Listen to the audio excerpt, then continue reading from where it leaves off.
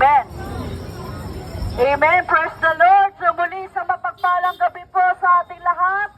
Dito po sa Sample Market. So ipagpaumanin niyo po kung kami ay naparito sa lugar po ng Sample. Kami po ay maghahayag lang po ng libreng salita ng Diyos. At wala po kami kukunin sa inyo ng kahit na naman pong bagay.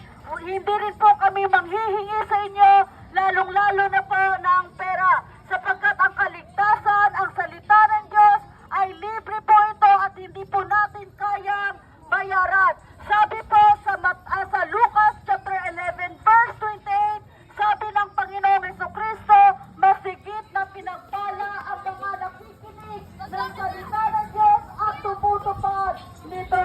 Alam niyo po mga kapatid, mga kaibigan, na yung mga taong nakikinig sa salita ng Diyos at tumutupad sa salita ng Diyos, ayon sa Panginoon, sila ang higit na pinagpapala. Bakit po? Sapagkat malalaman nila ang katotohanan at ang katotohanan ang magpapalaya sa bawat isa.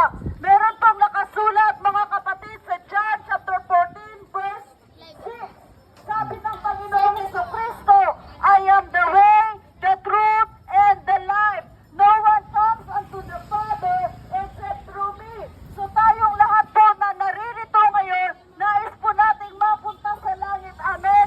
Pero sabi ng Panginoong Jesucristo, I am the way, the truth, and the life. No one comes unto the Father except through me.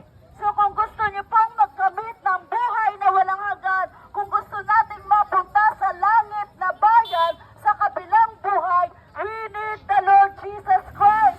Kailangan natin si Kristo sa buhay natin. Dahil siya lang ang daan patungo sa langit. Siya ang katotohanan at siya ang buhay. Sabi rin po sa Juan chapter 15 verse 5, sabi ng Panginoong Jesucristo, kung kayo'y mananatili sa akin, ako'y mananatili sa inyo. At kayo'y magbubunga ng sagana, sapagkat wala kayong magagawa kung kayo'y hiwalay sa akin. Mga kapatid, dapat nating malaman na kung tayo ay hiwalay sa Panginoong Jesucristo, kung tayo ay hiwalay sa tagapagligtas ng ating mga kaluluwa, wala tayong magagawa. At lalong wala tayong buhay na walang hanggan sa hinaharap. Alam niyo po, temporary lang po ang lahat ng bagay. Kasama po yung mga buhay natin. Saglit lang tayong maninirahan sa mundong ito. Kaya mga kapatid, paghandaan po natin ang araw ng pagharap natin sa Diyos. Sabi sa Hebreo chapter 9 verse 27, sapagkat minsan lang itinakda ng Diyos na mamatay ang isang tao at pagkatapos ay ang paghuhukom. Pagkatapos po ng kamatayan ng bawat isa sa atin sa mundong ito, meron pong paghatol, may paghuhukom. Tayong lahat po ay haharap sa Diyos. Hahatulan tayo ng Diyos ayon sa ating mga ginawa. Kaya hindi po lahat mga kapatid ay mapupunta sa langit. Hindi po lahat ay anak ng Diyos. Kundi yun lamang tumanggap at sumasampalataya sa Panginoong Jesucristo ang magkakabit ng buhay na walang hanggan at anak ng Diyos. Kasi sabi sa John chapter 1 verse 12, ang sino mang tumanggap, ang sino mang sumasampalataya sa Panginoong Jesucristo ay binigyang karapatang tawaging anak ng Diyos. Kaya nga po mga kapatid, may pagkakataon pa. Hindi po aksidente na narinig mo ngayon ang salita ng Diyos. Sabi sa Biblia, kung narinig ninyo ang salita ng Diyos, ang mga puso ninyo huwag nang patigasin, katulad ng mga taong naghimagsik sa Diyos noong una pa man.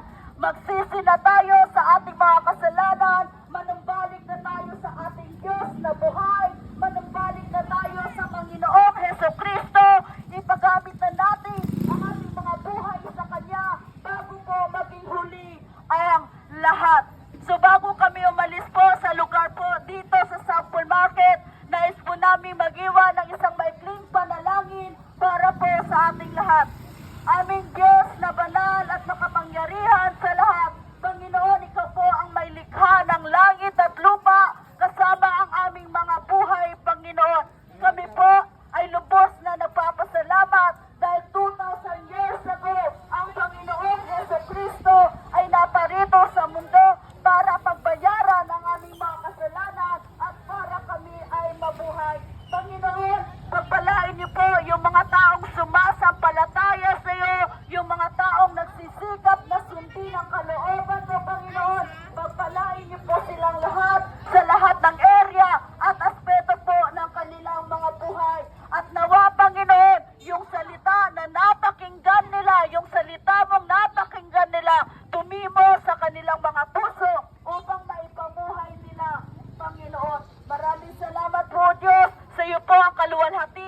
karangalan, pasasalamat sa pangalan ng aming Panginoong Heso Kristo. Amen and amen. So to God be all the glory po. Yung namimigay po ng tracts, yung bata po dyan na namimigay ng tuklasin, yan po ay libreng babasahin, libreng salita ng Diyos po yan, wala pong bayad yan. So, meron pa po kami dito tuklasin sa mga may gusto po ng salita ng Diyos, pwede po kayong humingi. God bless po sa ating lahat, manalangin tayo pa.